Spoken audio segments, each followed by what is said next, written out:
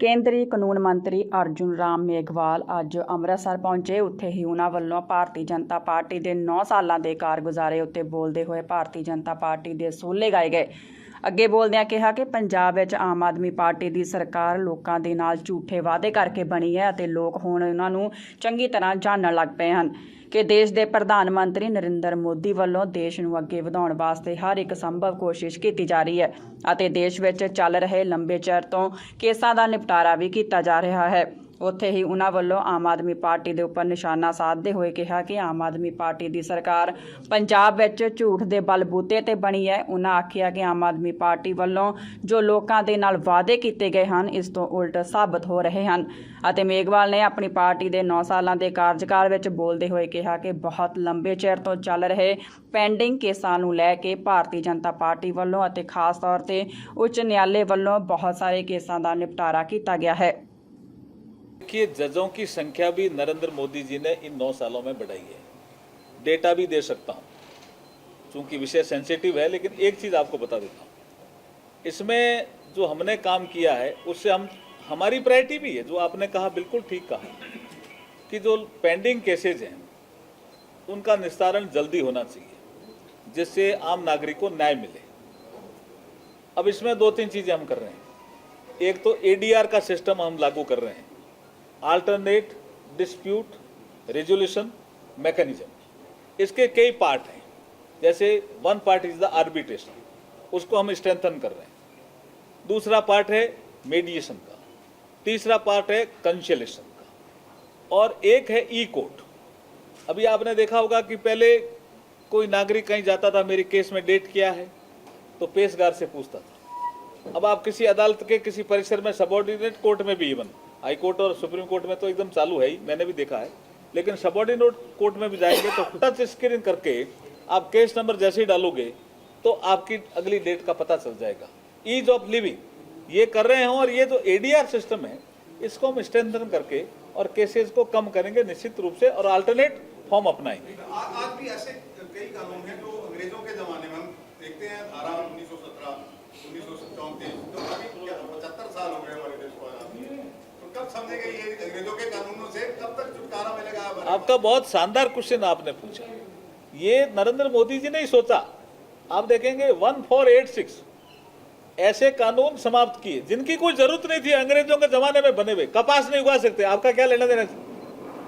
You can't grow cotton without the permission of the government. Why? उस समय जरूरत थी, अब थोड़ी जरूरत है। तो ऐसे हमें 1486 कानून समाप्त किए हैं, 65 अभी पाइपलाइन में है। और आपको मैं जानकारी दे दूं कि और एक्सरसाइज हम कर रहे हैं। जितने ऐसे कानून, जितने ऐसे नाम, देखिए ये भी एक ऐसा विषय है, गुलामी के अंशों को समाप्त करो, ये प्रधानमंत्री जी का स्पष्ट सोच है। आपकी जानकारी के लिए बता दूं कि जॉर्ज पंचम इस देश में 1911 में आया था, 1911, when the capital of this country shifted from Kolkata to Delhi. और उसके बाद 1936 में कोई ऐसा विषय आया कि इसकी मूर्ति लगा दो। कहाँ लगा दो? इंडिया गेट पे। तो एक छतरी बनाई और मूर्ति लगा दी। देश आजाद हुआ 47 में, मूर्ति नहीं हटी ना। और उसके बाद लोगों ने कहा, अभी बहुत से नाम चेंज कर रहे हो, बहुत से सड़कों के नाम चेंज कर दिए, अब इसकी मूर्ति हटा दो भाई। नहीं हटी। कब हटी? 68 में एक प्रेशर पड़ा, लेकिन फिर भी खाली छोड़ दी जगह। कोई घूमने जाता था वहां, कोई पूछता था कि ये छतरी किसकी है, तो जॉर्ज पंचम की। मतलब मूर्ति हट गई लेकिन जॉर्ज पंचम जिंदा था। ये कब चेंज हुआ? नरेंद्र मोदी जी के कालखंड में। उसी छतरी पे सुभाष बोस की मूर्ति लगा दी और कर्तव्य पथ बना दिया। इसलिए हम कहते हैं 9 साल बेमिसाल। सर 9 साल बेमिसाल आपने उपलब्धियां गिनाई, हमने सुनी, और बिल्कुल जो उपलब्धियां आंकड़ों के साथ थी।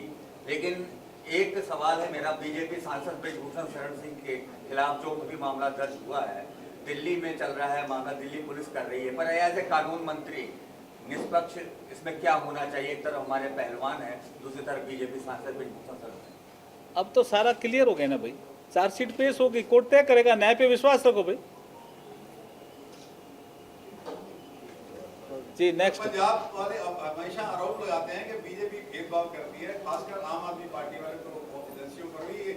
आज PM साहब से मिल रहे हैं, RDF का कहते हैं पैसा रो रखा है, हमारा NHM का पैसा नहीं दे रहे और भी पैसा ये नहीं दे रहे। आम आदमी पार्टी का स्वभाव कुछ यहाँ प्रदेश में कानून व्यवस्था बिगड़ी उसको तो सुधार नहीं रहे हैं। उनकी एक मंत्री अभी लंदन गई और क्या बोल गई, अरे भाई आपने अच्छा काम किया दिल्ली में बोलो, समझ में आता है।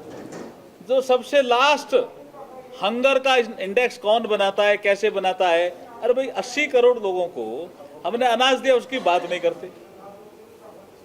तो देश को बदनाम करने का उनकी आदत पड़ गई है, लेकिन जनता अब सब समझती है जी। सर ये हमेशा आरोप लगाते हैं जी, ऑपरेशन लोटस जहां बीजेपी पंजाब में भी आरोप लगाया कि 25-25 करोड़ रुपए और अब क्या हुआ, किया गया। अब क्या हुआ, कर रहे हैं क्या ऐसे झूठे आरोप लगाते रहते हैं और झूठे वादों पे सरकार पे आ जाते हैं। प्रताप सिंह बाजवा ने भी उठाया है इल्जाम कि अभी तक कोई कार्रवाई हो नहीं रही ऑपरेशन लोटस के तहत, आपका क्या कहना है सर? नहीं, क्या प्रताप सिंह बाजवा तो कांग्रेस में, उन्होंने बोला कि पिछले साल की FIR दर्ज हुई है ऑपरेशन लोटस के तहत, अभी तक कोई कार्रवाई नहीं है।